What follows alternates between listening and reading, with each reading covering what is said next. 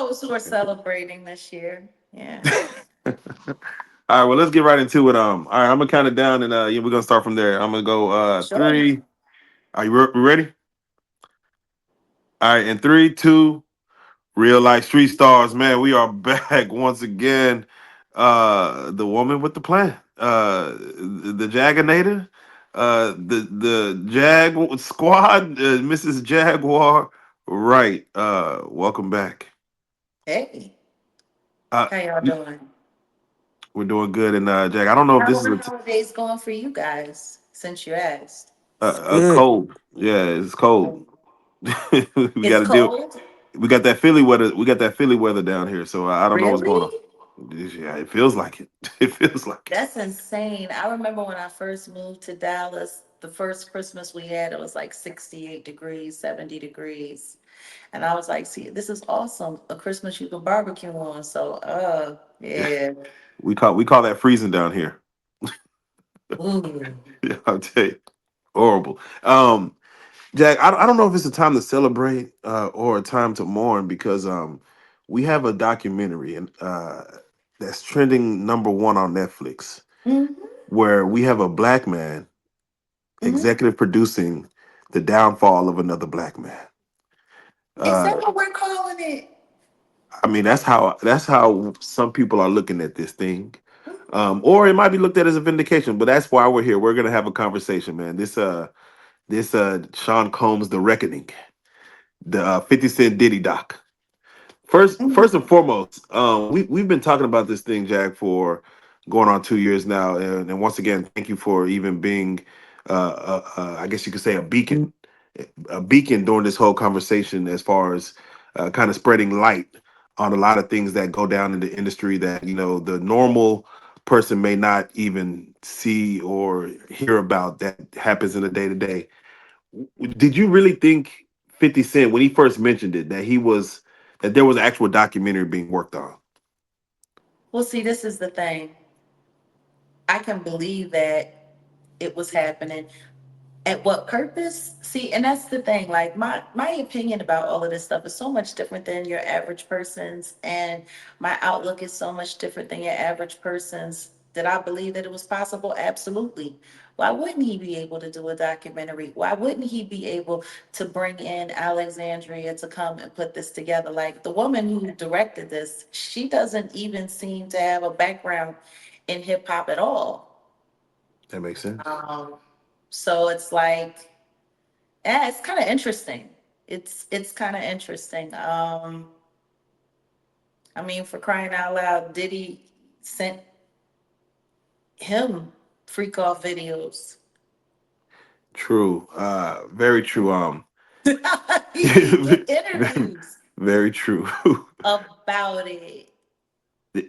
Did you feel that just 50 Cent's name being attached to it again? These are two, as everyone knows, the three names in hip hop are Jay-Z, Diddy, 50 Cent, when it comes to the status of where you could get as a business or a brand.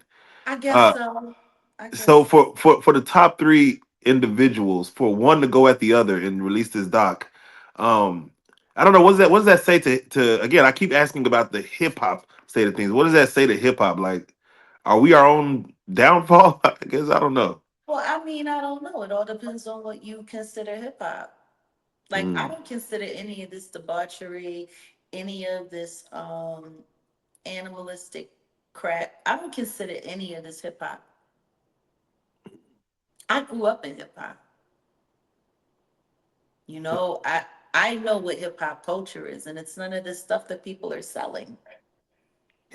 I mean, when did it stop being hip hop? We're gonna go through the documentary itself, but when did It it stopped stop? being hip hop when it became corporatized. It stopped being hip hop when certain groups of people saw that they could use it to influence the mass public.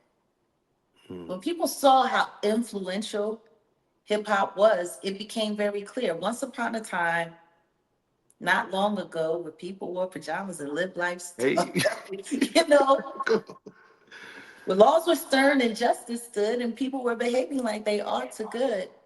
There lived a little boy and he was misled by another little boy. And this is what he said. Me and you, can we go make some cash, robbing old folks and making the dash? Come on. Like, they did the job and money came with ease, but one couldn't stop us like he had a disease. He robbed another and a sister and a brother. Tried to rob a man who was a detective undercover. Children's story. Come on. Slick Rick. Yes. We What? used to have real stories in hip hop, and now everything is what? All right. What are people talking about anymore? It's not. Hip hop used to be able to teach people. It used to be able to influence people to care about their communities or to pay attention to what was going on. And now it's used to encourage people into alcoholism, drug addiction, a life of promiscuity. Um, I mean, when you got rappers saying that, female rappers telling everyone that they need to be on prep, when you got that being sold, like when you have, is nobody not paying attention to how many people in the entertainment industry are now pushing and backing stuff from the pharmaceutical industry? Mm. You know, the influence. It's hip hop has been very influential, and now we got what we got. So yeah, I don't know. I don't know if I would use the word hip hop when it comes to this conversation. All right. Well, speaking of, before we delve Mhm. in deeper, right when this documentary kicked off, Yeah. and first and foremost, have you watched the documentary? Yes, I have. Okay. Actually, I've studied it. Oh I've been wow. studying it.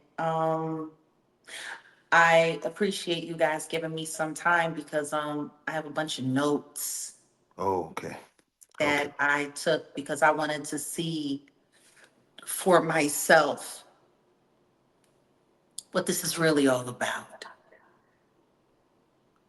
The first thing we have to kind of delve into is the fact that when it comes on, we start off with Diddy basically recording him coming back to New York, recording himself, hiring a camera crew to technically turn himself in. 5 days before he turned in, he came back to New York. Based on Six his lawyer, days. 6 days. Apologies. Based on his lawyer's recommendation, saying that of course, he's cooperating, but for him to be recording this, uh, Yeah, Mark Agnew Fafo, I'm calling him. yeah, yeah. Yeah. Do you think his lawyers suggest? I mean, do you think that's just Diddy hubris, or like what was that as far as him just saying, "I'm going to record this whole process I of don't. Yeah, go ahead. yeah." For because technical lawyer will tell you to probably go against that because this documentary to me doesn't exist if this it doesn't. Well, it might still exist, but this footage, the way it starts off, the fact that the executive producers 50 Cent, the fact that that they have this footage and however they got it, Mhm. the fact that it exists is like, Diddy, why would you even start recording this? Like, why would you even give us this leverage to even put this thing out? Please give us your take. Leverage. Well, yeah, I wouldn't call it leverage, but go ahead. Well, the whole point of him filming this whole thing was because I'm sure that he planned on doing his own documentary. This is an extreme narcissist you're talking about. Extreme. He's sitting there with feds an eye shot away from his hotel suite, filming his hotel room. And he's looking at them and he's filming them right back. He's literally saying in certain parts, yeah, yeah, yeah, make sure you're filming all of this because we need to get some, some cutaway shots. That's wild. That's wild. No, he was literally, I mean, did nobody pay attention to that? Oh, I saw it. I saw it. Like he said, yeah, yeah, yeah, yeah, make sure you're filming all of this. We need this for cutaways. Like you're sitting here collecting footage, like a director, like an AD. It, what does that say to the cameraman that can anybody be bought, or he said the cameraman said he recorded all this for Diddy, and then of course Diddy Yeah, got locked up. So yeah. Diddy got locked up and he didn't get paid. yeah, That see, a lot of people seem to have that experience I'm telling you. dealing with Combs Enterprise. They come in and they work and they don't get paid. Oh yeah. Oh, we gonna build up to it real quick. Yeah, Uh, so he was able to sell that footage to whomever he chose. The question is, how did anybody know about it? Like that's the thing. Like that's the part that, it's so funny because people they get so excited. But when you've got a lawyer like Mark Agnafilo who is orchestrating your possible surrender, because as you heard him say in the beginning of the documentary, he was very clear. It's almost the middle of September and there's no indictment.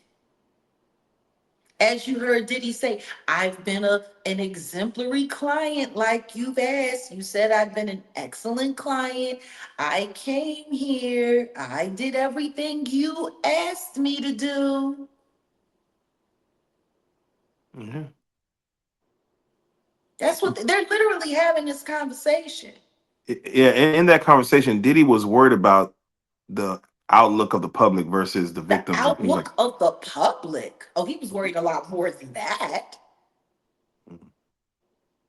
You don't think? He Oh yeah. literally sat there and said, we need comms. He's sitting there talking like an evil dictator. We need comms. We need a way into this conversation. We're losing, he said. We're losing. Losing what? Come on. What are you losing? But the key words that he said that were so important were, we need to be able to be speaking to the potential jurors. Mm. He said, you might only be the guy that watches CNN, but there's 9 billion people in the world, and 7 billion of them are on Instagram or TikTok. We need to have control of that. He said, we need to know how these potential jurors are thinking. Mhm. That's what he said. Facts. So, what does that mean? He hadn't even been arrested yet. He hadn't even been taken into custody yet. Damian Williams hadn't come forward yet with a list of the charges that they were charging him with and what they were taking him to trial for. That didn't happen until December. Mhm. So, once again, they were losing. Losing what? Losing at what? We need we need to have control of comms. We need to make sure that we know how the potential jurors are thinking.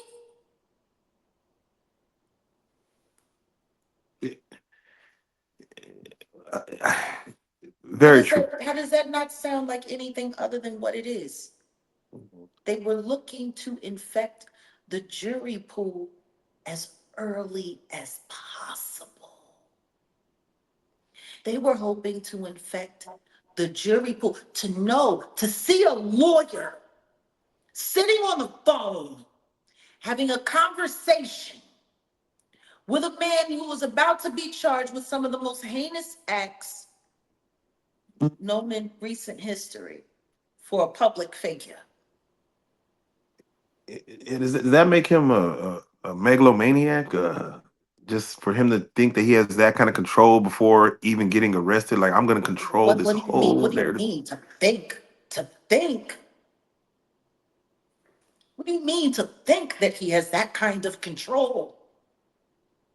Look at what happened. Look at the outcome. Hey, What did I say to you guys? Who can these people run to?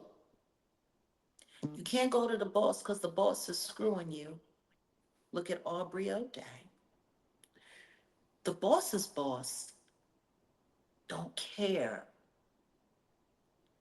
You could go to the police, all bought and paid for, and even if you get a special prosecutor like Damian Williams, they can just be reassigned to another case. And then Maureen Comey comes in. We can't even begin to talk about that jury. We can't even begin. Not yet. We got so much more to discuss, don't we we? got so much more to discuss. And as we delve deeper, Look first at and what foremost, happened. I want you to think about that. Look at what happened from that. See, and this is why this documentary is I'm not calling it a documentary, I'm calling it a mockumentary. That's what I call it. no, not Spinal Tap. I call it a mockumentary. I feel like this whole thing is mocking me. That's how I feel about it. It's wild. But go ahead. Yeah. Was there anything at all that you were watching this documentary that was new information to you? New? Yes. No, From the history of Puff, him coming up, anything new? no. There was Oh, nothing new for me. There was nothing new for me. The only thing that was new was what was coming forward that had never come forward before. Kirk Burroughs finally admitting out loud that he had been essayed by Diddy. mhm. That's a first for most people to hear out loud. Do people know that it happened? Absolutely. See, and this is the biggest problem. Like I've been telling y'all, it's funny how people like to sit there and pretend like everybody ain't heard about all of these things in the backdrop. Like everybody ain't heard about all of these things throughout the years. That's the one thing that I love that Kirk Burrow was saying at the end of episode 4 when he first, dropped the bomb that he had been essayed by Diddy. It's Kirk Burrows, who had been Yes. here since the beginning. Yeah, he's the And founder. he He said, helped. he said, people keep pretending like all of the stuff that they hear about Diddy is something that's new. He's been doing these things. Ben, he's a witness to offenses that happened over 30 years ago. Yeah, facts. Jag, you came in and you gave us a history about Uptown Records. Again, I know we have a lot of younger viewers, and some people start doing their research after you spoke on it, and for them to delve into the history of Uptown Records and Sean Combs' introduction to it, and going from there. He seemed like a kid, going to Saint, forget the name of the school, but going to like a private school Yeah, and jumping as an intern in 19 into this, I'm gonna say back then this was hip hop with yeah. what Uptown Records represented at the time. He didn't smoke, he didn't drink, and then it seemed like after just a couple of years, there was one part he said Well, in it's the kind of document. interesting. They said he didn't smoke and he didn't drink, but throughout all the Biggie's promo, every time you saw him, he had a bottle of champagne. They was drinking Moet all of the time. So I guess they don't consider cases of champagne and everybody having their own bottle and drinking out of their It, own bottle like it was a 40 ounce. I guess they don't consider that drinking, but I mean, I yeah, digress. there was a part where he was going back and forth with Andre Harrell, and he was saying, "I'm gonna be drunk and high by Wednesday." I don't know. Exactly. So I'm like, it seemed like the shift happened quickly when it comes to being introduced into this thing, into this industry. So he's technically he might be a victim as well. I don't know. Um, I've already said that I believe that he was victimized, and I think it happened long before the industry. You know, people really don't want to look closer into his childhood and to what his mama had going on in that house. Mm. God knows what he saw and what happened to him in his own mama house. All of those strangers, them up involved, looking around, seeing what was going on. And let's just be clear, it sounds like her house was a house of, professional freak-offs. So who knows what he saw or what could have happened to him while she was busy entertaining people and pouring and getting tips, as she would say, for her after hour life. Oh yeah, yeah. He was. I'm gonna say he was School surprised to hear that. school bus driver. No, was he surprised or was he like, zip it, you talking too much? Mm. Because that's what it looked like to me. It looked like you talking a little bit too much. They don't need to know about that. Mm. While she was sitting up there, oh, because I was a bus driver and I was this, and I worked at the after hours. And I would pour them drinks and they would give me big tips. She did say it just like that. Big tips. You know, in Big pimping, spending cheese. damn. In Sean's own words, in Diddy's own words, he had said he had a sigh of relief learning that he was the son of a hustler or a gangster. Like Hmm. he wanted that status. He wanted to say that he was a sigh of relief is a wild thing to say, that your daddy was a gangster or a hustler. That's what you heard that he was. Well, I mean, like Tim said, they had a bunch of black exploitation movies being played around the house all the time. They grew up with the Mac playing.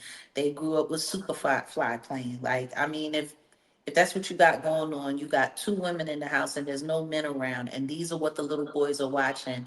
You got basketball players coming over late at night. You got hustlers coming over, PIMPs coming over. Women who look like they were modeling for Jet magazine coming over. Like it sounds like the nature of the environment is what shaped their perception of what cool was. So yeah, I mean, I'm sure for him it was, oh man, that's who my dad was. We glorified these characters. Like even if you look at Biggie Small's name, Biggie Smalls is a character from an old Portier Cosby film, Uptown Saturday Night, I believe. 40th Street Black and all of those characters that they had in the film. Biggie Smalls was played by Calvin Lockhart, Mm. big gangster from, I believe, St. Louis. Like all of these characters.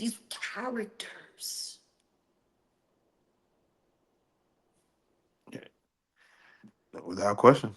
Without question. Yeah. So I'm sure for him, it made him feel good because all of that stuff that he was watching, he really came from that. But that was really his legacy.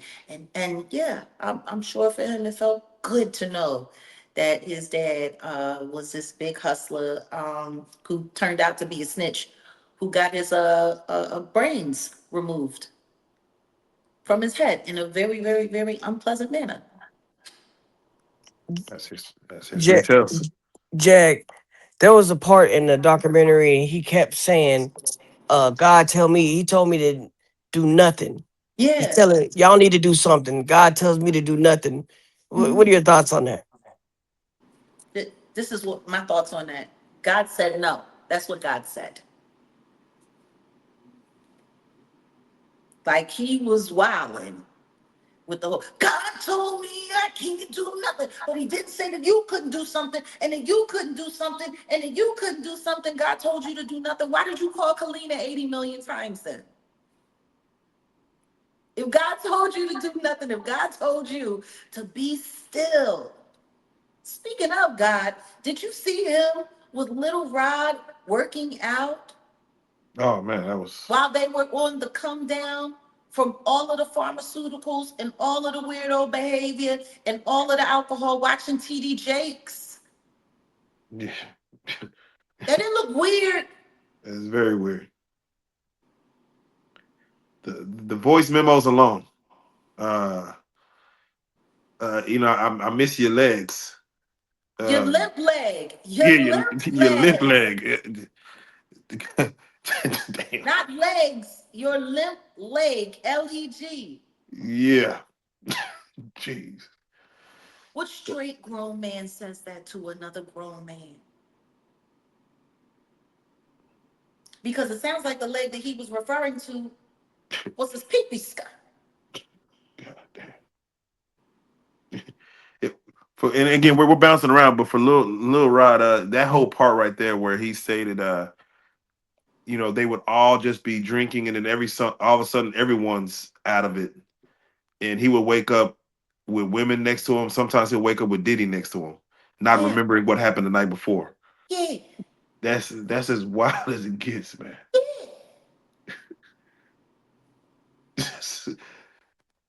There's And so much and left not unsaid. just wake up with Diddy next to him, wake up sore.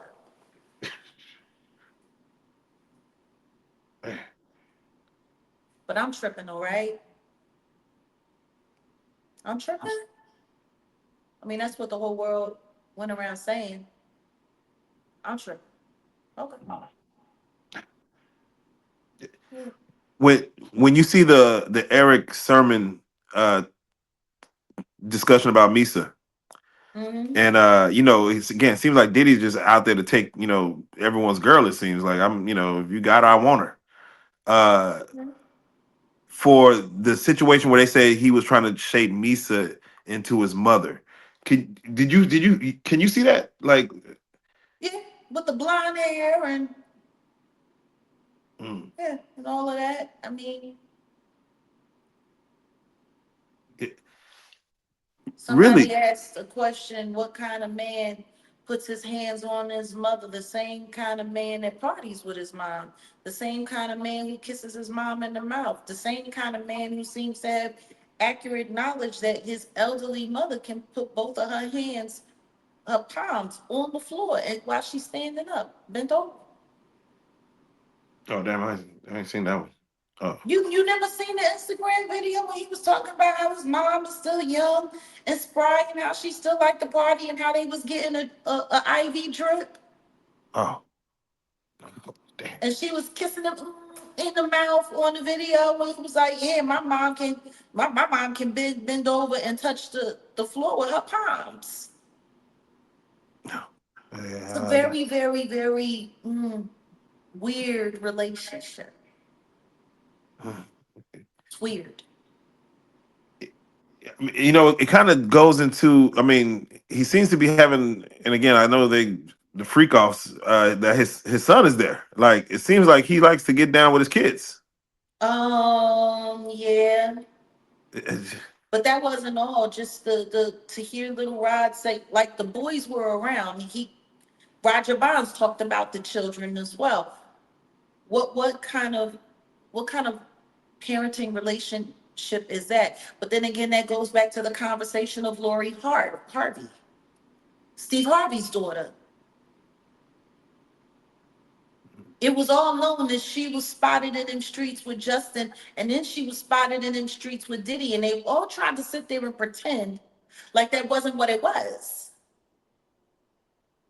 Like, I don't know if anybody has not noticed, but ever since Diddy got pinched, they've all been trying to pretend like all of the stuff that we seen that happened, that they was all involved and didn't happen. If Lori Harvey was hanging out with, and it's kind of weird, like the whole relationship with Justin looks weird. He looks like Mini Me with Dr. Evil. It's weird. They, Like, why are there people? Why is there sexual behavior going on? And why are people naked in front of their kids, G? Doing all kinds of stuff. And meanwhile, Misa's running around making comments about how she don't like the way that Eric Sermon was depicting her in the documentary. You don't like the way you're being talked about in the documentary. You don't like the fact that, because see, it wasn't Gene Deal, because Gene Deal said he wasn't there, and thank God that he was able to admit that. Kirk Burroughs did say that he was there and present when Diddy was beating the brakes off of Misa, and putting the feet to her up underneath the car well. That was Kirk Burroughs that saw that. He talked about it in the documentary. Yeah. So that's what you're worried about, Lisa? You're worried about being depicted as what actually happened, as what you actually were, an abused and battered woman. You're more concerned about that than the fact that your child is sitting in that all through this with this guy that you made his father, with all of this pharmaceutical stuff going on, with all of this weirdo essay actual and essay stuff going on, with people being, you know, pharmaceutical out of their mind and waking up sore. You got a problem with the way you're being depicted. Little Ryder sitting there, he showed the video footage of all of the liquid DNA all over that bathroom where that guy G got popped in the studio with your son present, and that's what you worried about? How you look? That's what you worried about. Ain't that cute? Right. Why you coming to court with a walker? Hey, hey.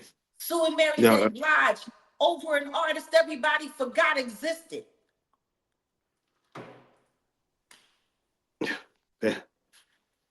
yeah. No, Kirk Burroughs, he had said that, Diddy had, put his hands on his own mother, from what Yeah. he, it happened long before the fame, or long Yeah, before his notoriety. during the first tragedy that made him famous, the City College celebrity basketball game that claimed 9 lives. Very similar to what happened with Travis Scott down in Houston for Astroworld. Isn't that funny? Isn't that such an odd coincidence? Diddy did that thing, and 9 people ended up passing away at the end of it. Travis Scott did that thing, and 9 people ended up passing away. Like it's the coincidences are so You know, interesting. he no one got in real trouble for that. No one uh had to, I guess you could say, pay the piper in creating Bad Boy. Mm-hmm. He knew to take the business and put it in his mother's name. So Yeah, therefore they can never seize those assets. yeah. Technically everything is still in his mother's name. Kind of like how what is it, D4VD, the David kid, did after that girl came up, hacked up into pieces in his car. Yeah. Yeah, he came back home to Texas, right outside of Houston, and started turning over assets immediately, while his PR team was lying, saying that he was cooperating with the police when the police have made it very clear as of late he has not cooperated at all, left the state almost immediately. So when he so-called moved out of the house um, on, what was it, Doheny, and now they've changed the name to Vireo. Isn't that funny? Girl gets found cut up in pieces right around the corner from a rental property, and they literally changed the name of the street within weeks. Isn't that interesting? Oh yeah, They no, said he, huh? yeah, no, that was that's not a coincidence. I know. Like I'm just. I guess the reason why I'm bringing up certain things is because a lot of people are trying to make this seem like it's just a Diddy issue rather than it's an industry issue. So let me ask, because him Yeah. putting his business in his mother's name, and the U.S. attorneys trying to go after Rico that he used his business as an enterprise to do Mm-hmm. these sexual deviant things. Yeah. Technically, if he's just getting, let's say, small payments from his mom, he's not technically using the business. Do you think that they barked up the wrong tree to even lose this trial based on him saying that, hey, I'm not even the owner of Bad Boy. I'm just a, let's say, an employee who just gets payments to do little small things. Shouldn't they have like realized that, or like noticed like, all right, we can't trace the money back to the owner of Bad Boy? Well, see, that's the thing. That was for Kirk Burroughs' case. What about now? Because Combs Enterprise, all of it is not owned by Janice Combs. Ah, His name is on stuff, a lot of stuff. Like a lot of these things that happen, it's not like back then it was Bad Boy, Combs Enterprise. There's a bunch of different stuff that falls up underneath that umbrella. And it ain't all in Janice's, it's not all in Janice's name. It's not. Good portion of it is, but not all. Like people have to be weary about anybody who goes through this much trouble to evade responsibility and financial liability. Because even if it's not all in his name, even if it isn't all him, even if it were all in his mother's name, then that would mean that his mother is the one that's running the criminal organization and she's been aiding and abetting his very sick behavior for decades. hey, It sounds like they should have made sure that she was added to everything. hey, That's the case. Because if he's just an employee and he's just being paid for his services, then that means that all of this stuff was going on up underneath her nose, and there's no way she didn't know about it. She was hey, involved and present for too much of it. Like there's a lot of games being played, a lot of games being played, and there's no way that the federal government is just so green that they missed all of this. I mean, this is the same federal government that went after Al Capone, and even when they couldn't go after him legitimately for all of the things that they knew that he did. By the way, let's talk about that little historical fact. Part of the reason why they couldn't go after Al Capone the way that they went after at him in the beginning was because of all of the corruption, was because of the ledger with all of the judges' names who had been being paid off to throw cases, to turn their heads, all of the police precincts that were working in tandem with Al Capone. They didn't want to tank the government's involvement in all of the corruption. So instead, they went after him for income tax. So this way, they could stack up the years and put him in jail forever without having to expose any of the government. Wasn't that cute? hey. They run the system. I'm just saying that's history. That's That's that's a facts. historical fact. No, these are facts. Yeah. Yeah, most people they don't know how a recording Diddy I'm not being able to, I'm sorry, you or broke up a little not bit. I saying not couldn't being hear able, you. but Diddy not paying Biggie correctly. Diddy not paying all of his artists on Bad Boy, as far as them saying that, hey, he was shining and all the all the artists were not winning. Craig Mack, his wife saying like, hey, we were broke technically, and he had a number one record. How does the average recording contract work? Like an average recording contract where someone like a Diddy comes with, hey, we're signing you to Bad Boy. How does an advance work? How does the recoupment work? For those that don't know. First things first, how it should work is you should have a lawyer that's working in your best interest. That's number one.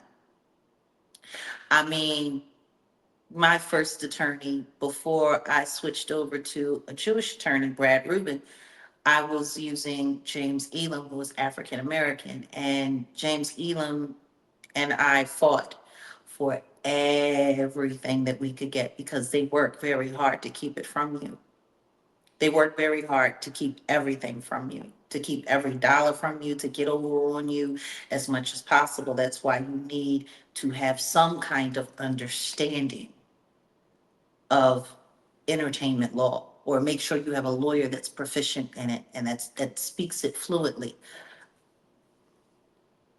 Everyone knew those bad boy contracts were terrible.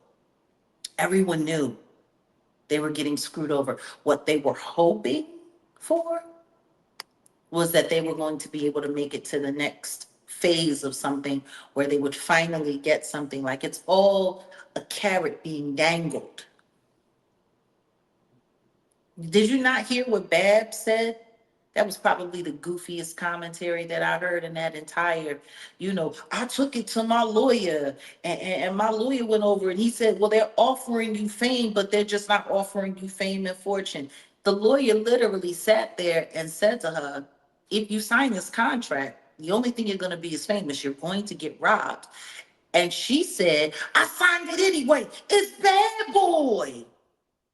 Yeah, that was wild. That's beyond wild. She only had 24 hours to sign. Like That's him. beyond wild. That's beyond wild. Like you literally were told you're going to get robbed if you sign this thing, and she signed it anyway for the fame. And now she just spends her time with YouTubers trolling. Kind of like Roxanne. Roxanne Mack Johnson, Craig Mack's widow, because she was still legally married to him when he passed away. Did you know she's a YouTuber as well? Oh no, I didn't know that. Yeah. I thought it was so interesting that they had her in there. I mean, the reference in which they put her in there, I guess, it made sense for her to be talking about it because of what they were talking about. That I didn't have a problem with. The question is did anybody not bother? Because they could have went to a bunch of other people to got that same information. Like this is a woman. Did that woman? Ooh. You know she came after me, right? I didn't know. That this is Craig Mack's widow. Yeah. So They technically put she. ex-wife, but she's actually his widow. That's how she was able to get her hands on what royalties she could after he passed away, and she was finally able to get her children back because she had lost custody of her children to him. Yeah. Yeah, it was her and then I believe Tisa Tells. I was interested that they put Yeah, them that they on the were doc. included. Yeah. Yeah, That was kind of wild.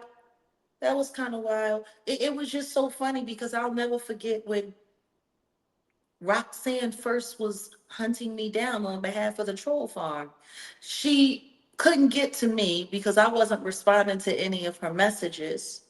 She had been trying to get to me, trying to get to me. She kept trying to buy her way into my life, pay her way into my life, sending me money, trying to like sending $1,000 cash apps. Then she started going through Nosy Ho Live because she wanted me to come forward with a story. Guess what the story was? shoot, You shoot, want to know? yeah, shoot. Okay. So allegedly, according to Roxanne Mack Johnson, and by the way, the name Johnson, she married a cop in Chicago. It's funny, a police officer's wife, also a YouTuber, running around selling wild stories and selling wild tales. Um, Allegedly, back before she married Craig Mack, she was sleeping with Kid from Kid and Play. She was also sleeping with their DJ. Apparently, she slept with everybody in the crew except for the brown skin, Chris. Um, And she was visiting with him while he was in town for a show in Chicago. Or she was supposed, they went to a meet and greet and they were supposed to meet up to hook up later that night at a hotel. And her friends went to the hotel. This is all Roxanne Mack Johnson's story. Um, they went to the hotel and kid never came. But Steve Stout, she alleged that Steve Stout and a few other people in the security guard, they all came to party with her and her friends. And they had a full tray of tequila shots, which allegedly she said had been pharmaceutical up. They've been dosed. And her and her friends were drinking and they all passed out. And she believed that they had been raped. And she wanted me to run with her story online and advocate for her. But she didn't want to come forward. She wanted me to come forward with her story, but keep her as a Jane Doe. And the information that she was giving me was going to be enough to trigger Steve Stout to want to settle with her because she had a lawsuit that she was planning on putting on him for $2 million. And she was going to cut me in and make sure that I got paid, me and Nosy whole life. And I told her I can't go forward with this. And if you really want justice for your story, if any of this is true, you need to come forward and you need to tell people your story, because if what you're saying is that kid from Kid and Play sets you up with his manager at the time, Steve Stout, who's also mentioned in the documentary as a Diddy victim, how Diddy beat the crap out of him and how he begged for the authorities to drop all of the charges because he got paid 500,000. A grown man comes and beats the crap out of you, and that's all it took was 500,000 to get you to heal up. And as you know, him and Diddy, they've been cool ever since. Him, Diddy, the Jigga Man. That was another thing I thought that was interesting, that Jay-Z wasn't mentioned at all in any of this documentary. Yet Not at he all. was there for so much of it. Because right after the diddler beat the crap out of Steve Stout, the Jigga Man poked up on Rivera. Not long after that. All of this stuff happened around the same time. Why do you think Jay Z wasn't involved in none of this? Well, I mean, he was involved in a lot of it. You mean why wasn't he mentioned? Yeah, mentioned in the documentary at all. I mean, there was a lot of people that weren't mentioned. Matter of fact, not too many people in the industry were mentioned who were there and present. Isn't that cute? Very true. They found a way to tell that story while they kept everybody else clean. Jag, how come you don't think Episode 2 focused heavily on Tupac Shakur and the Yeah, East Coast West Coast beef. yeah. They were saying that Diddy was technically jealous of Tupac and Biggie's friendship, of Tupac's success. Technically, Yeah, technically, technically. I mean, they said it right. Diddy wanted to get down with Tupac. Tupac didn't want to have nothing to do with it. Nothing. He wanted nothing to do with Diddy. He was interested in helping Biggie. He was interested in promoting Biggie. He was interested in where that whole thing could go. He saw the promise. And I think he knew that Biggie was being taken advantage of. I think he knew that. But it was too late. He was already bought and paid for. It was good though for them to, highlight that one a little bit of history that, you know, Biggie was actually signed to Uptown. He was an Uptown artist first. Yeah, coming after Heavy D. and then how all they had was him to start Bad Boy, but they knew that it wasn't going to work. They were going to go out of business first. So they went and they got Craig Mack so that he could be the launch. And then boom, you see what happened with that. Exactly. It was all a setup. It was all a setup. It was all a plan. It was all a ploy. Um, you know, I don't think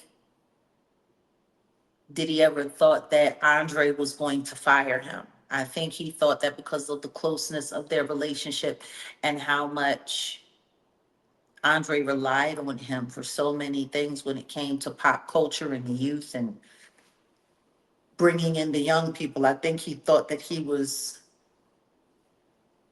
you know, he was always going to stick around. So, like, when he had to move around the way he moved around, he went, he went helter skelter for real, for real. And the truth is he had had so much information. And when you look at the way he went to Clive, that was another thing that I thought was interesting. Clive was mentioned for all of 35 seconds. Right. Like they kept so much, like it was very sanitary, very sanitary. What should they have said about how much more should Clive have been involved in that story, you feel? What do you mean? He should have been involved in it a lot more. But then again, you start talking about Clive and you start talking about how Clive backed Diddy. Like people keep forgetting that Clive was 51% owner of Bad Boy. Oh yeah. Like there's a lot that's not being discussed or talked about when it comes to the financial breakdown on a lot of things. But you start having those conversations and then you kind of got to talk about the fact that Whitney Houston passed away at the Grammy party, and then all of the stuff with Ray J and Brandy, and Diddy being the one to give the speech for Whitney at the party. Like, why? That's true. Why? Why? It was a lot. They mentioned where the East Coast West Coast beef started because there was a shooting where Puff Daddy was at a club with Suge Knight In and one Atlanta. Yeah. mentioned That that was on our interesting as platform as well. well. Yeah, they don't talk about that enough as far as that what kind of ignited a lot of the beef between the two companies. Where that all started, yeah, like yeah, because what it really highlights is the fact that there was no East Coast, West Coast beef. There was just a beef between Diddy and Suge. Right. That's what there was. There also wasn't enough information speaking on the relationship with Zip and the ties to the Crips. There wasn't enough information on that either. But I thought it was very interesting how, for the first time, people were able to get their hands on the proffer conversation that Keefe D had with the feds regarding what happened to Tupac and Suge in Vegas on the night of the Tyson fight. That was interesting. You didn't think? Without question. Without question. Like, where did that come from? Yeah, they said they had some footage that had never before been seen. I mean, you I- could say that, but I saw a YouTuber that goes yeah. by the name of Miss Low Down who was using some of that footage like a month and a half ago, attacking Gene Deal and saying that Gene Deal was involved in the hit on Big, which was wild. Cause I'm like, wait a minute, this is here in the documentary. How did she get her hands on this?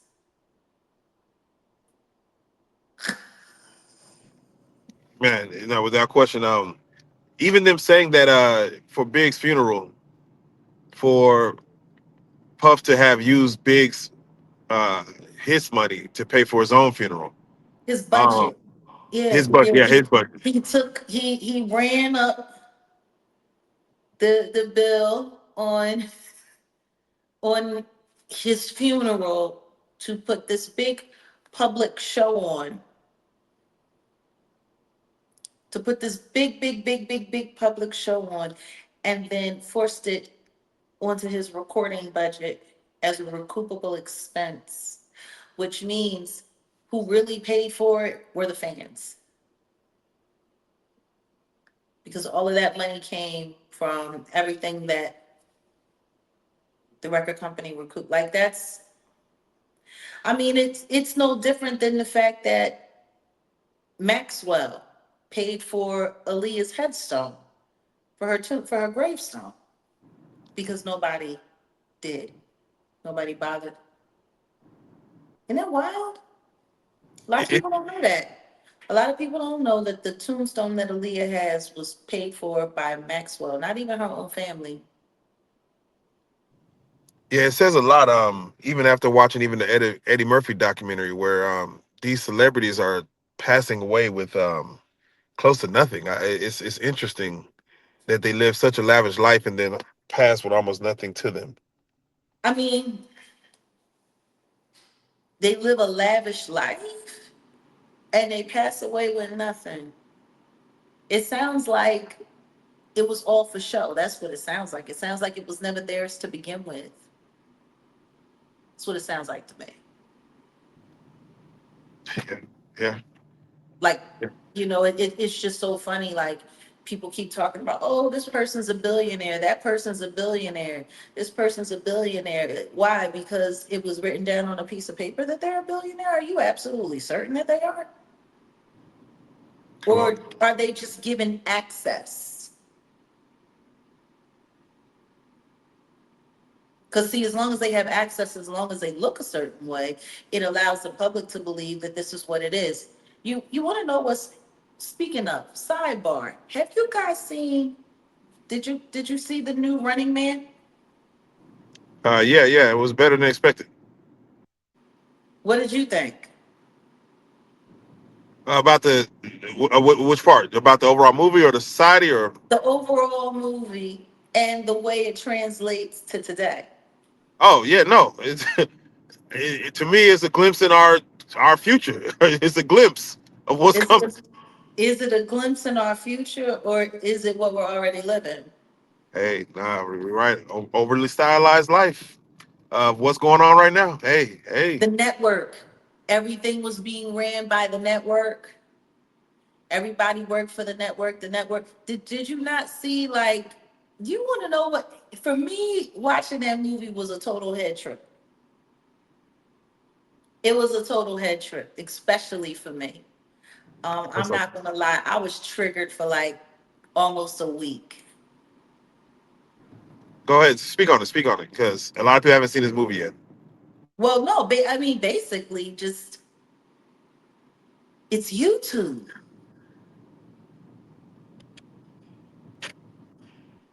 It's YouTube. The way that they have the audience locked in, the way that they were editing and AIing his stuff, like he was sending in his confessional tapes. The way he had to disguise his background so nobody would know exactly where he was from, but they were tracking where the tapes were being mailed from, and that's how they were able to zero in on his location so that they could send the bounty hunters to come and get him. Yeah. The way they had the audience involved and spying and looking, the Yeah.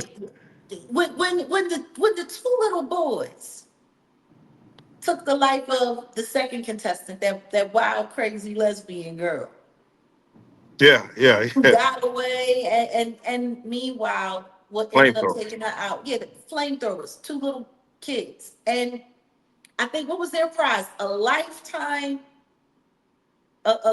supply of cereal. Come on. Cereal is what they were paid. Um, Come on, come on. it just kind of made me think about when Tasha K put together that whole Crime Stoppers thing for me and had people passing it all over Facebook and all over Instagram and all over TikTok. Y'all don't remember when they were accusing me of skated by the state of Louisiana and they tried to call it larceny? And that was Tasha K that put that whole thing together, right? Uh, You news. didn't know that? Yeah, news. Oh, Yeah. What was also really interesting is that I had a so-called accomplice, a man who I had never met, a man who I had never seen, who apparently helped me steal the truck that I rented. nah. Isn't that weird? That was Tasha K. Right here on YouTube. It all was being passed around. Just Nah. like in The Running Man.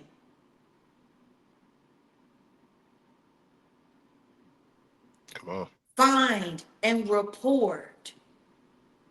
Find and report. Like it's really weird.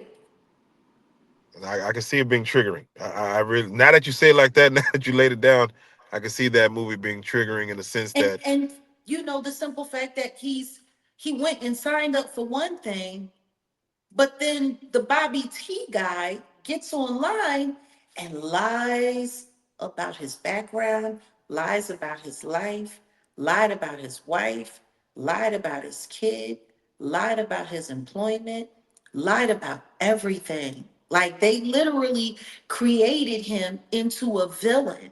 They turned him into this terrible derelict individual who was too lazy to work, when the truth is the reason why he had got fired and he was losing his job was because he was speaking up against the injustices of what was happening to his coworkers, what was happening, kind of like me, in the getting public, online and speaking out about, you know, the tragedies and the atrocities that the industry has been committing time and time again, decade after decade. The people that I've seen that have been, the character in The Running Man is no different than me. you are the running man. No different than me.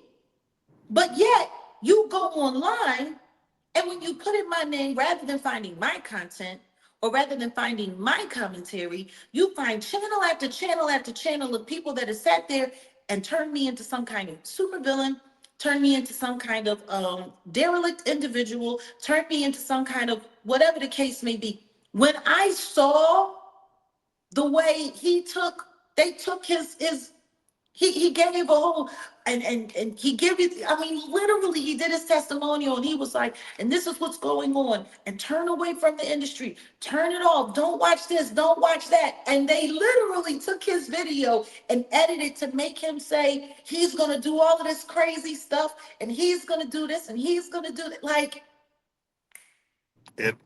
And the public ate it up. and the public ate it up.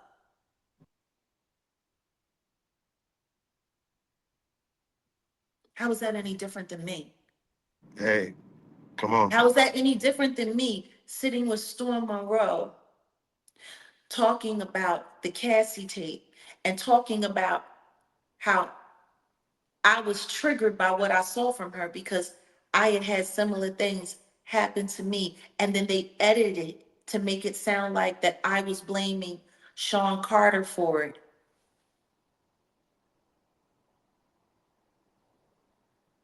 They took my image. I had to break down the whole AI video, from the shadows to the way things were moving to the fact that my earrings that I was wearing were getting stuck to the imaging in my glasses, the reflection being like the whole 9 yards. The way they were stopping it, the way they were speeding it up, the way they did, like Storm Monroe did all of that. And it was wild because we did that video in May, the week after the Cassie tape came out.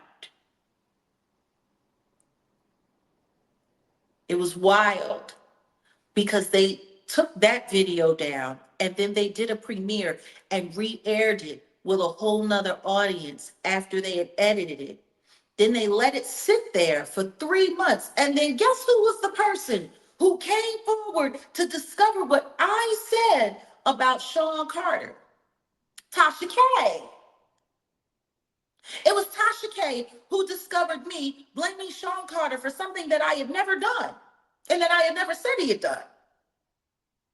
And they took me, they took my voice, they took my image, they took the words, and they edited this and they AI'd this and they did all of that. Yeah, this AI has gotten out of hand. And then they came after me, saying that I was backtracking, saying that I lied, saying that, oh, she said this about Jay-Z and now she's backtracking, now she's backpedaling for something that I never said. I was talking about something else, and I was talking about someone else. And the someone else that I actually came forward and gave his name. I had never spoken his name until last year, until they did that. The name is Trevor Green. You want to know what's funny? Trevor Green now has a channel here on YouTube. You can go and you can look it up yourself. The character Trevor Green on YouTube never existed until I mentioned his name in defense of what they were trying to pull on me. And now he's a character on YouTube. I actually had to block and ban him from my Instagram page. He was going through my content, looking for things to try to create, to switch up and to do all of this stuff because he's making videos of me here on YouTube now. Yeah, you unlock them. You unlock them. Ain't gonna lie. No, I'm just saying. I'm still not understanding because the person that they're glorifying and the person that they're propping up is someone who actually held me against my will at gunpoint. There's funny because somebody else did a whole nother video saying that I said that it was Jay-Z that did that to me. And then they said that I did something and they said that I said that Trevor Green had a knife to my neck. None of that ever happened. I never said any of that. What I actually said, you can see on my channel, but guess what? That's only if you can make it to my channel. Because guess what they've been doing now, ever since my channel crossed 100K? They're creating more fake channels, putting up a bunch of fake shorts. Oh wow. So I just thought that was very interesting because I'm like, if this ain't the fucking Running Man, Yeah, without question. Yeah, y'all this go is see the that movie. Running Man. Y'all go see that movie and think of Jaguar. As you watch it, you're No, gonna no, don't think of me. Think of yourself. hey, the society. Because the second that you become a targeted individual, that's what happens to your life. This is what they do to you. That's why this whole documentary for me is so wild. Because pretty much everything, like I would have to say 80% of what's talked about in this documentary are things that I've been discussing and saying has been happening in the industry all along. Yes, would you agree or not? Yeah, Jack. Let me ask you. In episode 3, Yeah. we get to the Kim Porter story, and of course introduce Cassie. What are your thoughts as far as them how they portray Kim Porter with this Reckoning documentary? They didn't portray her at all. They didn't. That's the thing. They didn't portray her at all. She was spoken for by Kalima. That was interesting to watch. You don't think? Kalima's testimony? She was probably the most pitiful witness they brought up to speak about all of this in the entire thing. Kalima? Wait, why you say that? She was emotional. She was. Emotional? That's what you call it? That's what I'm trying to call it. Capricorn Clark was emotional. I'll give her emotional. I'm sitting there looking at someone, in my opinion, who appears to be struggling with a substance issue, trying not to fall apart on camera. Meanwhile, nobody paying attention to the fact that she's sitting there afraid to really say anything at all because she's in the middle of a custody battle and she's trying to get her kids back. And she's got to be careful of whatever she says because it could make it impossible for her to get her kids back. Did nobody pay attention to that? Yeah, no, she said she wanted 5K from Diddy, and And yeah, she wanted 5K from her former bandmate and a billionaire. And he wouldn't even give her 5K to help her get her kids back. Why not? But then again, nobody's talking about who her husband is and who her husband is to Diddy. He's one of Diddy's number one minions. oh yeah, no, that's news. He's a loyalist. He is a Diddy doo-wop bop.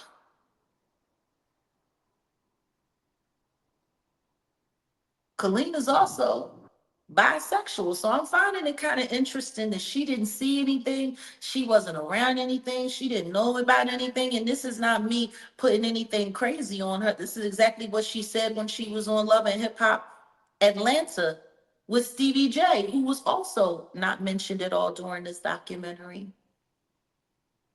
Because Stevie J was living at the Star Island house. Tell me something. How do you have all of that stuff about Little Rod and there's no Stevie J?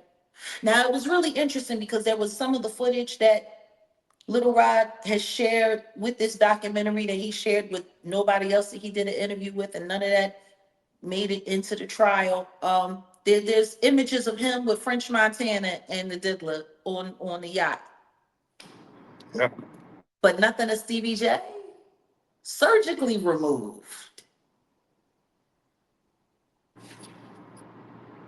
Isn't yeah, that wild? yeah, yeah. See, Stevie J not around. Not at all. Not at all. One of Diddy's main producers throughout the years. And I'm not sure. I haven't bothered to check because I never really wanted to had any need or want to care to pay attention to the Love album. Stevie J don't have no credit on that project at all. And while we're talking about the Love album, what are your thoughts when he promised Lil Rod 250K and they And offered a him house 20? on Star Island? they, they they offered him 29K, and I think what they do is they look at like the fact that Diddy had brought him to Star Island, had took him across the world to create this album. They look at that like that enough should be payment for you to be in this element of putting that on your resume that you traveled the world with me. And they offered him 29K, and now of course his lawsuit is still open. Um, but 29K. 29K. So from 250,000 to 29,000. From 250,000 to 29,000, you got room and board, you got trips on private jets, you got all of that stuff going on. And even if housing him in all of that, like let's just say they spent $500,000. Let's just say they spent $1 million providing all of those things and all the baubles and the this, that, and so on and so forth. Let's just say they kicked out $1 million in expenses.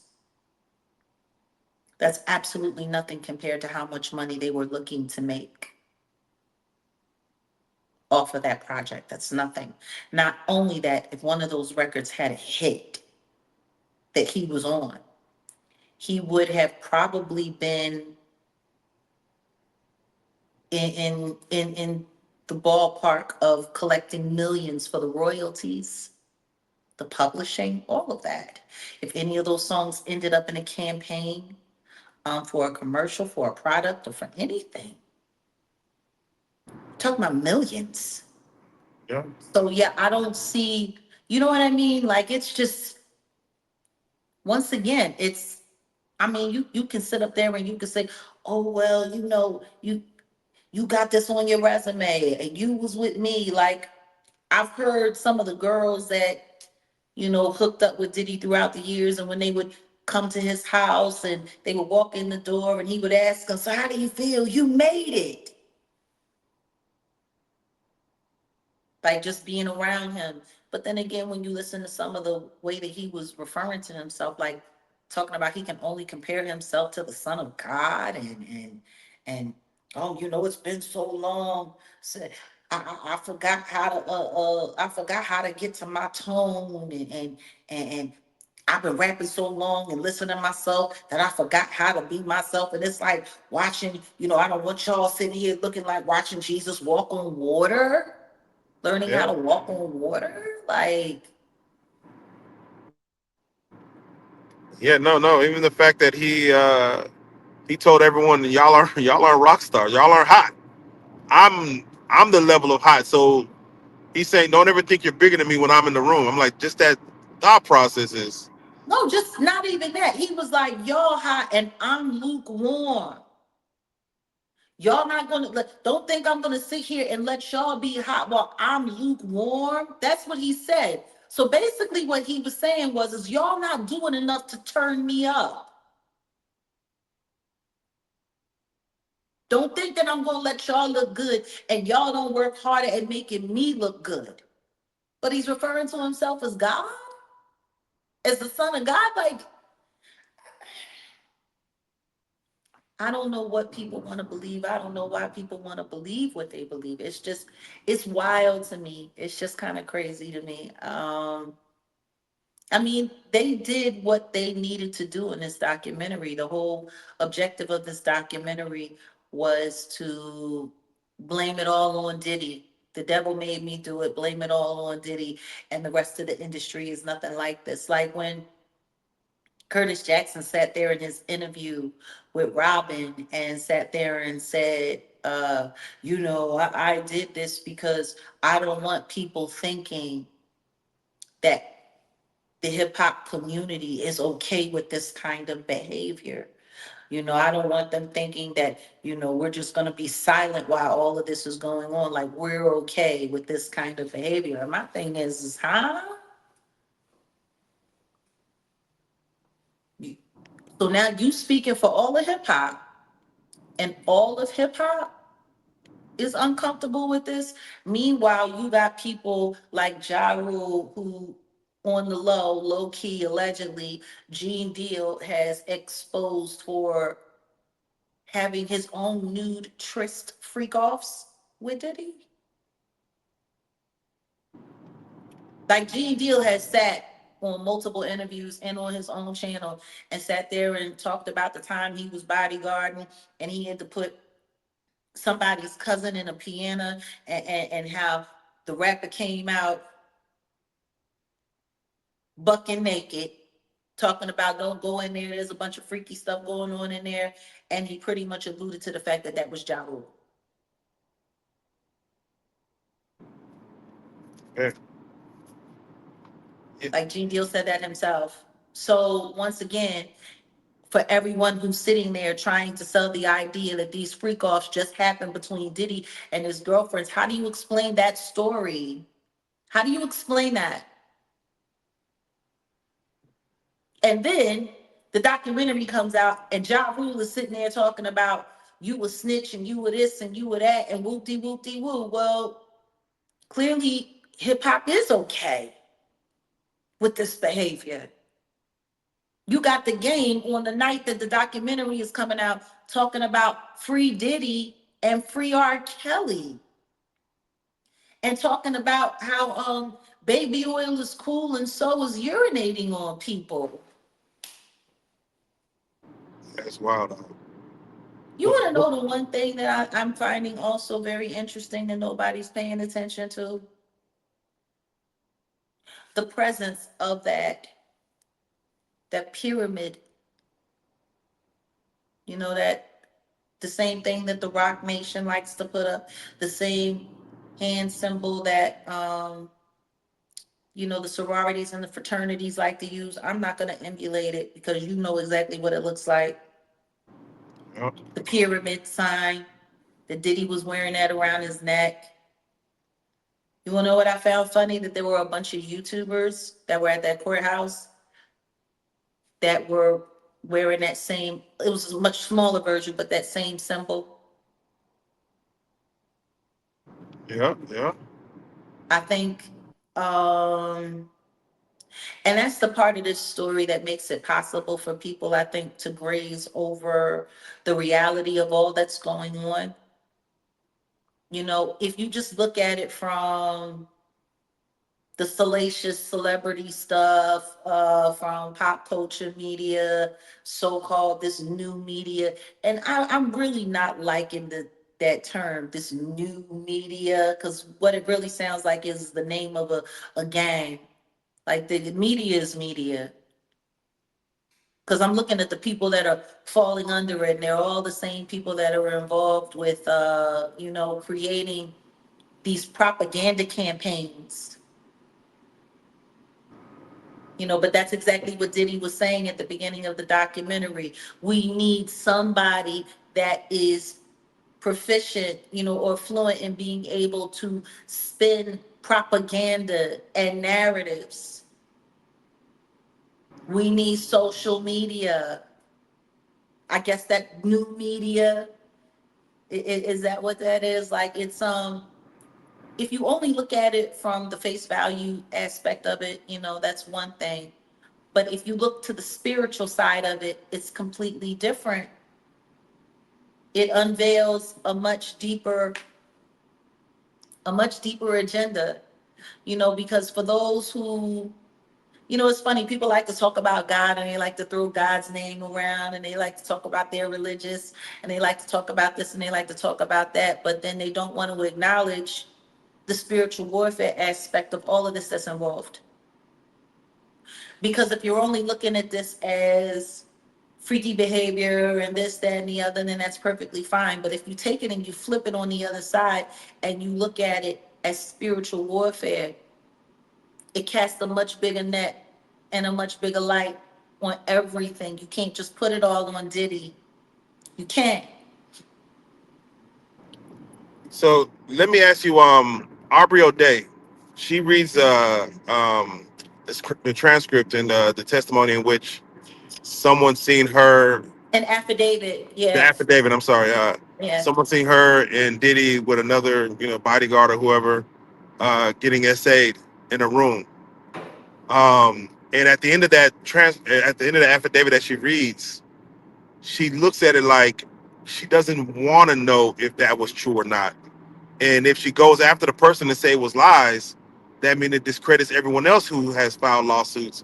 But if she does go after the person and find out it was true, then that's just a memory she doesn't want because she doesn't remember none of it. Um, how many stories do you feel like that are happening in the industry? And what are your thoughts on her saying that, as far as saying, I'd rather just sweep that part of my life under the rug? That was hard to watch. That was hard to listen to. And I'm going to do my best to try to be as respectful to her as I possibly can. But that's the attitude that she's expressing regarding now. That's the same attitude that made it possible for that to allegedly happen to her. See, that's the thing. The very thing that she don't want to deal with, that she don't want to acknowledge, that she don't want to remember, the people that came before her that didn't say anything, that's what made it possible for that to happen to her. Yeah. So for her to say that and know that all of this is going on, really what you're saying is you don't give a damn who else it happened to. You don't give a damn about who else it could happen to. What you care about is that you're not looked at as this broken thing that got ran through by this animal. That's really what it's saying. And The thing is, and that was the part, her testimony was the worst of all because the affidavit wasn't something that when she was looking to file a suit, because don't forget, she has legal representation because at one point in time, she was considering filing a suit, and now all of a sudden, it's looking like her legal representation is to protect her from having to say certain things or having to be involved in certain things. It's looking like her legal representation is there merely more for damage control than anything else. And considering that her and Dawn Rashard were both in Danity Kane, and Dawn came forward with a lawsuit, and then she has this affidavit that was sent to her where this person said, first things first, it seems to me like you would want to have this investigated. Like she was like, well, I didn't want to go into, because if I found out that this person was lying, then I would be forced to expose them, and then it would compromise all of the other lawsuits. That part makes totally perfect sense. I can agree with that because for myself, the Ashley Parham case. Do you guys remember that case? Hmm? I can't hear you. I'm sorry. I said, slightly What did you say? bring us up to speed on that. Okay, so you know the Ashley Parham case was filed about 3 weeks or so to a month after Diddy was arrested back, was that September 16th, 2024. The Ashley Parham lawsuit was filed October, I think 14th, 2024. It stated that Ashley Parham was brought from one location to another location in the more northern part of California, like not far outside of the Bay Area. She was brought to Diddy. Apparently, she had mentioned or said something about she believed or she knew that he was responsible for the unalivement of Tupac Shakur. She was brought to him, and when she was brought there, she was violently essayed. She was, they put pharmaceuticals in her, knocked her out. She came to, tried to get away, ran out of the house. The neighbor saw her, woo, yada yada yada, and then they went speeding off before the cops got there. She went to the hospital. There's still really no evidence of a grape kit. There was a bunch of stuff that was really wild about her case, but that was the case where they were saying that she had been essayed with a remote control, a television remote control. This lawsuit was filed by Ariel Mitchell when she was still going by Ariel Mitchell Kidd, and another lawyer named Sean R. Perez. Um, and then that case was there. And then the case was amended late February of 2025 of this year. And they added Big Homie CC to the lawsuit, which I always thought was kind of weird because that I believe they put Big Homie CC in and they didn't even put his real name in there. They added Odell Beckham Jr., they added Drewski, and they added me. Said that I had trafficked, moved around, transported a Jane Doe and a John Doe who no one has ever asked to come forward, no identity, no nothing. Um, that me and some woman who sued Michael Jackson's estate after he had passed away had taken them by force across state lines to witness this terrible event, and that I was the one who suggested using the remote control. Like, I get it because I said it the second that I heard that crap. Number one, this is a crap lawsuit. Number two, none of it's true because when this incident happened, it was March 23rd.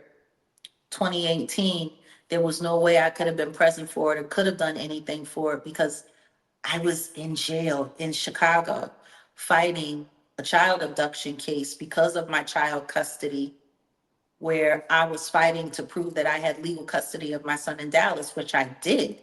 And I ended up beating the case, and the case was dismissed, nulle prosecute, in May of 2018. So to even have me in that lawsuit invalidated the lawsuit and the legitimacy of it. And the simple fact that it was Ariel Mitchell Kidd and this other attorney, Sean R. Perez, who's involved in other legal action against me. Like after it became clear and it was busted out that there was no way I could have done what they said they tried to invent that I did in that lawsuit, which had been filed October, mid-October of 2024. They just started trying to put me in other lawsuits. The Sean R. Perez. Isn't that interesting? Yes, that's the way things went with that. And guess what? I asked to be taken out of the lawsuit. My name is still in it. Drewski asked to be taken out of the lawsuit. His name is still in it. And Ariel Mitchell and Sean R. Perez have been asked to be removed from responsibility as the lawyers in this action. Meanwhile, Diddy is trying to sue her and Courtney Burgess and News Nation for $100 million. Can nobody find Courtney Burgess? It's funny because there's been a lot of people saying that I'm running from this and I'm running from that, but I'm here on.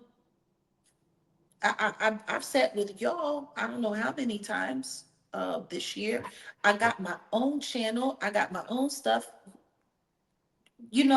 It was really weird. There's somebody came to me and said that there was a YouTube channel that was talking about they were trying to have me served at your studio. Goddamn. And that they got process servers sitting outside of Reallyfe studios looking for me. So they'll be sitting there for a while. What the hell? I'm just trying to figure it out because they totally, the information that I got, it's a complete and utter lie because they said that they come to your studio and they came to the door looking for me. That would be impossible. Facts. That would be That's impossible unless they were going to a prior location. And uh, even still, they wouldn't have let nobody up there. Like these people are very, very, very invested for whatever reason in finding out exactly where I am they're and running. using all kind of weirdo legal like legal maneuverings. Like there is someone who has filed the exact same lawsuit in 4 different states. That's not even legal. That's not even legal. And the one thing that all of this stuff has in common is one lawyer in particular, Sean R. Perez. Funny. So, like I was saying, I understand where Aubrey O'Day is coming from because when I first heard about it, I said, this Ashley Parham case, putting me in it totally invalidates it. But maybe that was the point. See, maybe that Ashley Parham case was bullshit all along. And maybe it was part of the multi-layered plan to create reasonable doubt for the jury pool from very, very, very early on. Yeah, It's a very nah. clever plan. And Jack, I have to ask, because as we close out the documentary, they were, of course, speaking on the case itself, and there was one juror that he said something very interesting as far as the You way talking it's about that looked at. Indian man? The Indian man, yes, because he said he never heard of Diddy. He didn't know Diddy. He didn't know no music. So I said, okay, this is a person who doesn't know nothing about nothing compared to like the black girl who said, oh, I grew up, watching Diddy and stuff. He Yeah. said he looked at like the situation with Cassie and Diddy was like two hands clapping. Yeah. If they don't come together, there's no noise. So Yeah. they have to connect. Yeah, he also said that if you don't like what's happening to you, you just leave and you don't keep going back. Like you can't complain about being, essayed and hurt and harmed, but you keep going back to live the life of luxury. When he said that, see, that was the stupidest shit that Dot Indian could have ever said. And it's very funny that you want to bring up the jurors because my notes that I took, like I'm not understanding how they're not being investigated and how people aren't looking at their financials all the way around. I was able to spot so many different tells between the both of them, especially that goofy black bitch. Juror 106, she's a fucking idiot. Now, I thought that was kind of brilliant though, that they put them in there because if you're really paying attention and listening to what they're saying, they're sitting there telling themselves, they telling on themselves like crazy about how compromised they are and how biased they were towards Diddy. Like very biased. Number one, who selected that jury? Like I'm still trying to figure out how the federal prosecution failed selecting that jury because everything that was on that jury was anti prosecution and pro defense. No disrespect, but I've known a lot of Indian men throughout my life. I've done business with a couple throughout my life, and I'm not trying to be biased, but there are just certain things that are just real, like very, very, very real, very misogynistic. They are very misogynistic. They don't really treat women fairly. Uh, they do dowries for their daughters. Like it's part of the culture. When I think back to that movie that Denzel Washington did many, many, many years ago called Mississippi Masala, and the way they depicted his relationship with a Dot Indian girl who he fell in love with named Mina, and they had a very interesting, it was so interesting the way the men in her family looked down upon him, looked down upon her for dealing with him. um they were very dismissive of the women involved. It was just a very misogynistic culture that was being displayed in that movie. And I'm sitting there listening to this guy, and I'm like, there's no way with his views and just the typical background of these kinds of men, he should have ever been on that jury. Because in order for him to have the attitude that he had, he would have to completely discredit the fact that Cassie did try to get away from Diddy on multiple occasions, and she was hunted down. She was followed. Like when she dropped her lawsuit, one of the incidents that she recounted was that after she left the final time before she got married and she was, starting her motherhood journey, the Diddy came to her, forced his way into her residence, and SH'd her in her home. Do you guys remember that? That was all Exactly. details that were added in the case that he settled. The case was filed and he settled it and paid in 24 hours. Like you would have to totally discredit that or discredit the fact that, Capricorn Clark, the whole Kid Cudi situation. when she said that Diddy brought Cassie to her to stay with her while he was out of town. She was a young adult, but she was an adult. Why would she need to be babysat by anyone? Why would she need someone around watching everything that she did? Why?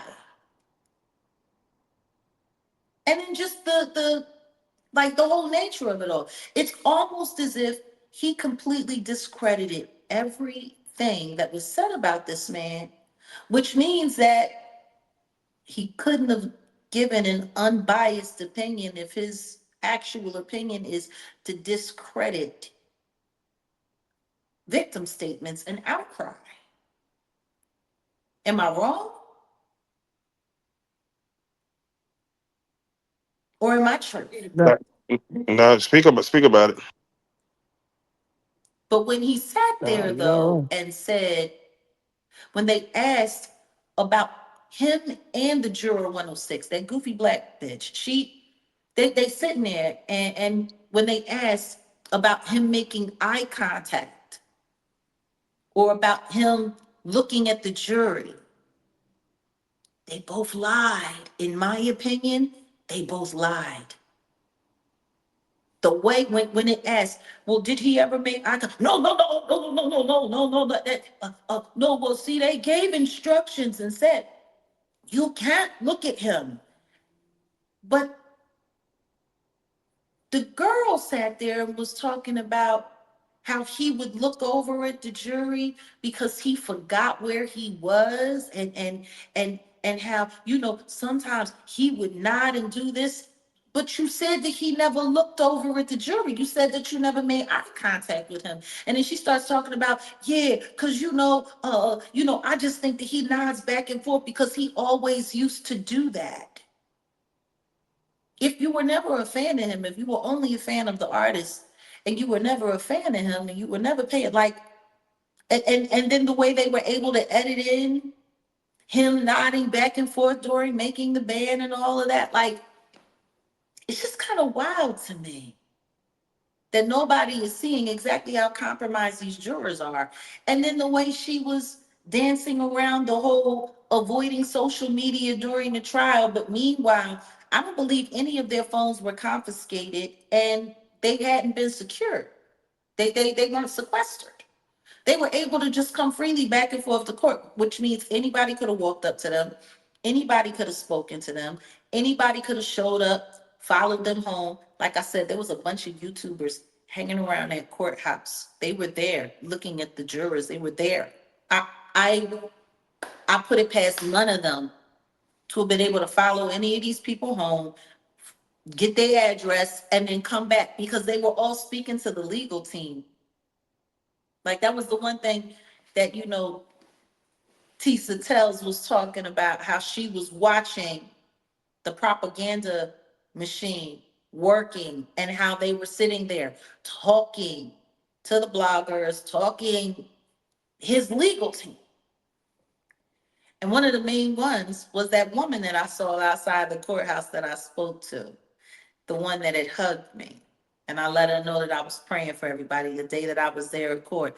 She's a damage control specialist. That's what she does. She was a PR person there to handle, like, this was, all of this was a setup.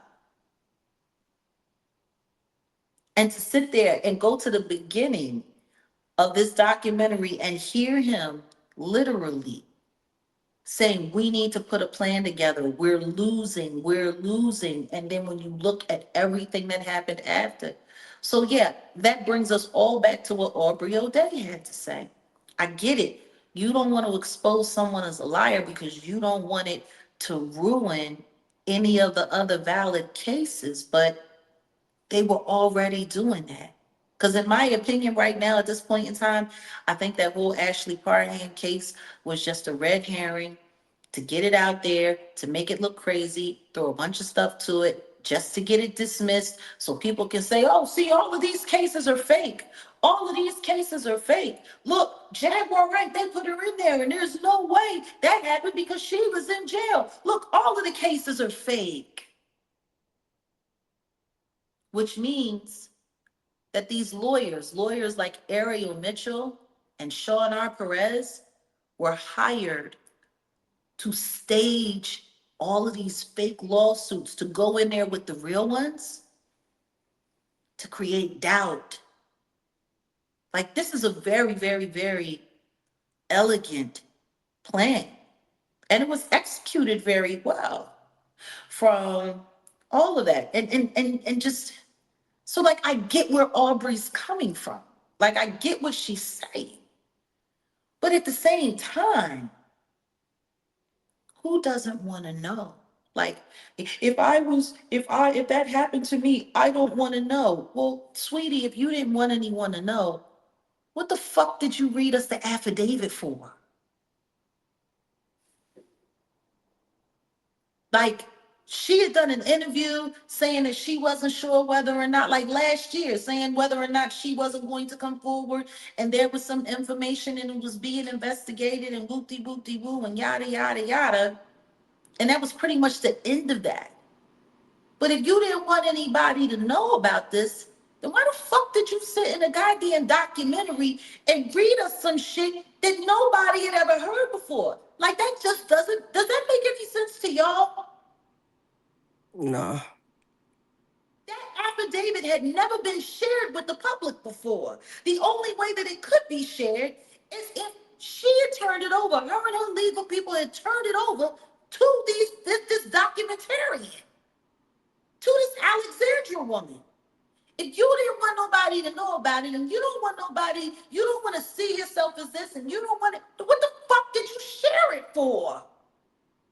Am I wrong? Or am I tripping? Right. Yeah. Put it like that. Y'all there? Yeah. You can't hear me? Did I Can you hear lose me? everybody? No, no. Can you hear me? I don't know. But that's my answer to that, to the Aubrey O'Day thing. I think it's unfortunate. I think it's crazy, and I also think it's gaslit. I think it's gaslit. If you don't want nobody knowing that you're a victim, then why would you show evidence that you were potentially a victim? Why wouldn't you want to go and look further into that, especially after everything that happened, the way she was fired? You read us these emails about him, carrying on this grooming behavior, all of this wild stuff, and him talking about what he's going to do to you, and then you're denying it, and then someone's coming forward saying that, they saw you passed out, totally messed off. We keep hearing evidence after evidence of this is how he operates when he's trying to get what he wants without consent. And then you want to share that and then say, I don't want anything to do with it. And if it's not true, I'm going to be forced to come after you. And like, it was all very interesting. It just felt like it was very gaslighting to me. So that's about how I feel about that. I don't know how y'all feel about that, but that's how I feel about that. Jack, can you hear me? And it's a shame because after Okay. all of these years, he's still running the show. He's still running the show in her life. Oh, Jack, can you hear me? We gonna close. We gonna close it. Yeah, that's fine. All right. Yeah, let me just call.